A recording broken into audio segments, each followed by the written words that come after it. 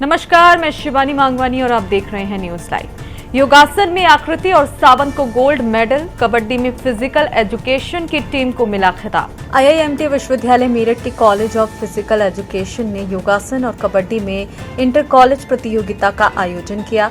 योगासन में प्रतिभागियों ने सूर्य नमस्कार से लेकर पूर्ण चक्रासन, पद्म बकासन, सेतुबंध, सर्वांगासन, विचित्रासन, पूर्ण सलभासन आदि का प्रदर्शन किया।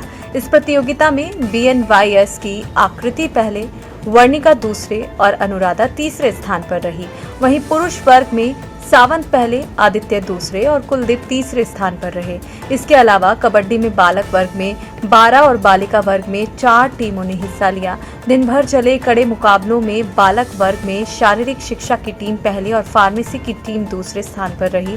दूसरी और बालिका वर्ग में शारीरिक शिक्षा की टीम पहले और BPT की टीम को दूसरे स्थान पर संतोष करना पड़ा। प्रतियोगिता में विजय प्रतिभागियों को मेडल्स और प्रमाण पत्र प्रदान कर सम्मानित किया गया। इस आयोजन में स्पोर्ट्स ऑफिसर अंशी शर्मा, राहुल कुमार, असिस्टेंट प्रोफेसर प्रगति राठी आदि ने प्रमुख भूमिका निभाई।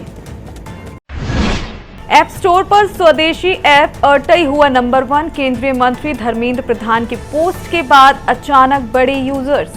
भारतीय सॉफ्टवेयर कंपनी जोहो के मैसेजिंग ऐप अरटई ने एक नया रिकॉर्ड बना दिया है। केंद्रीय मंत्री धर्मेंद्र प्रधान की एक पोस्ट के बाद ये मैसेंजर ऐप नंबर की पोजीशन पर पहुंच गया है। अरटई ने एक्स पर पोस्ट में बताया कि अब वह ऐप स्टोर पर सोशल नेटवर्किंग कैटेगरी में नंबर 1 पर पहुंच गया है। अरटई की विशेषता ये है कि ये कॉन्फ़िगरेशन वाले स्मार्टफोन और कमजोर नेटवर्क एरिया में भी बेहतर तरीके से काम कर सकता है। इस स्वदेशी ऐप में कई फीचर्स व्हाट्सएप जैसे हैं। माना जा रहा है कि अगर अरटई मैसेंजर ऐप की लोकप्रियता में इसी तरह इजाफा होता रहा तो इसका सीधा मुकाबला व्हाट्सएप से होगा। अरटई मैसेंजर ऐप को जोहो कॉर्पोरेशन ने तैयार किया है और इसे 2021 के जनवरी महीने में शुरू किया गया था। अरटई तमिल शब्द है जिसका हिंदी में अर्थ चिट चैट या बातचीत होता है। बिहार विधानसभा चुनाव को लेकर बीजेपी का बड़ा फैसला। 19 नेताओं की बनाई खास टीम। बिहार विधानसभा चुनाव को देखते हुए भारतीय जनता पार्टी ने मैनिफेस्टो कमेटी के गठन के बाद प्रदेश चुनाव समिति का भी ऐलान कर दिया है। इस समिति में 15 नेताओं को जगह दी गई है और इसके साथ ही समिति में एक पदेन सदस्य और 3 विशेष आमंत्रित सदस्य होंगे। इस प्रकार कुल 19 नेताओं की टीम गठित की गई है जो प्रदेश चुनाव समिति के रूप में विधानसभा चुनाव के लिए काम करेगी। बिहार की इस प्रदेश चुनाव समिति में विशेष रूप से प्रदेश भाजपा अध्यक्ष doctor Dilip Jaiswal, deputy CM सम्राट चौधरी और विजय कुमार सिन्हा, केंद्रीय मंत्री राधा मोहन सिंह, गिरिराज सिंह, नंदकिशोर यादव, नित्यानंद राय, मंगल पांडे, डॉक्टर संजय जायसवाल, भीखू भाई दलसानिया और रविशंकर प्रसाद आदि का नाम शामिल है। इसके साथ ही विशेष आमंत्रित सदस्य के रूप में राष्ट्रीय महासचिव विनोद तावड़े, पार्टी की राष्ट्रीय कार्यकारिणी के सदस्य दीपक प्रकाश और बिहार भाजपा के महासचिव संगठन नागेंद्र जी को जगह दी गई है।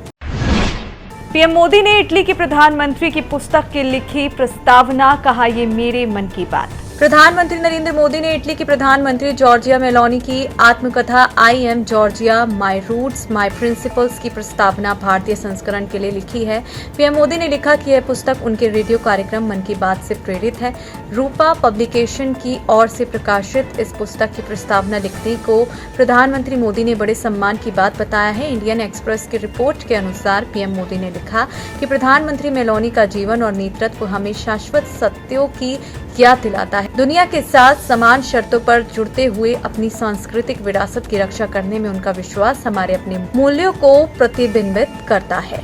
इससे पूर्व बीते जून माह में जॉर्जिया मेलोनी की इस पुस्तक का अमेरिकी संस्करण जारी हुआ था, जिसकी प्रस्तावना अमेरिकी राष्ट्रपति डोनाल्ड ट्रंप के बड़े बेटे डोनाल्ड ट्रंप जूनियर ने लिखी थी। पाकिस्तानी क्रिकेट टीम का असली चेहरा आया सामने। एशिया कप फाइनल की मैच फीस आतंकियों को दी दान। एशिया कप के फाइनल में भारत से हार के बाद पाकिस्तानी क्रिकेट टीम का असली चेहरा सामने आ गया है। पाकिस्तान क्रिकेट बोर्ड ने सोशल मीडिया पोस्ट में लिखा कि पाकिस्तान क्रिकेट टीम ने एशिया कप फाइनल मैच की फीस 7 मई को हुए हमले में मारे गए लोगों को समर्पित की है। भारत ने 7 मई को ही ऑपरेशन सिंदूर के दौरान पाकिस्तान में कई आतंकी ठिकानों को नष्ट कर दिया था। पाकिस्तान क्रिकेट बोर्ड के इस पोस्ट से साफ हो गया है कि वह आतंकियों को सपोर्ट करता है। वहीं टीम इंडिया के कप्तान सूर्य कुमार यादव ने अपनी पूरी मैच फीस भारतीय सेना और पहलगाम आतंकी हमले के पीड़ितों को दान करने का ऐलान किया है।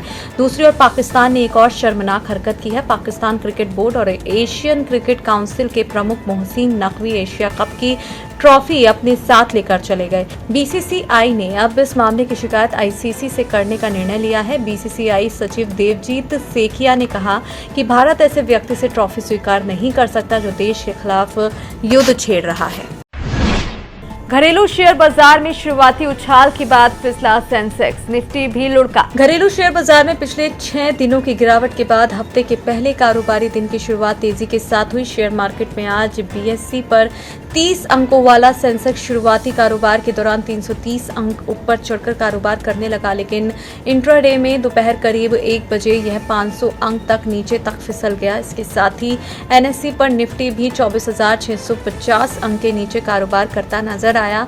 इससे पहले बीएसई सेंसेक्स सुबह 0.12% तेजी के साथ 80,520.21 अंक के लेवल पर खुला, जबकि एनएसई निफ्टी 0.09% तेजी के साथ 24,676.90 अंक के लेवल पर ओपन हुआ था। सराफा बाजार में सोने के भाव में मामूली गिरावट, चांदी की कीमत में जोरदार उछाल।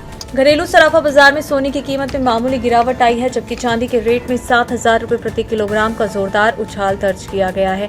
इसके साथ ही चांदी ने एक बार फिर मजबूती का नया रिकॉर्ड बना दिया है। सोने की कीमत में गिरावट के बाद देश के ज्यादातर सराफा बाजारों में 24 कैरेट सोने का भाव 1,15,470 रुपए से लेकर 1,15,620 रुपए प्रति 10 ग्राम के लेवल पर कारोबार करता रहा। वहीं चांदी के भाव में तेजी के कारण ये चमकीली धातु 1,48,900 रुपए प्रति किलोग्राम के उच्च लेवल पर पहुंच गई। वहीं आधिकारिक वेबसाइट ibjarats.com के अनुसार 999 शुद्धता के सोने का रेट 1,15,292 रुपए प्रति 10 ग्राम और 995 शुद्धता के सोने का भाव 1,14,830 रुपए प्रति 10 ग्राम रिकॉर्ड किया गया। इसके अलावा 999 शुद्धता की चांदी का रेट 1,44,100 रुपए प्रति किलोग्राम दर्ज किया गया।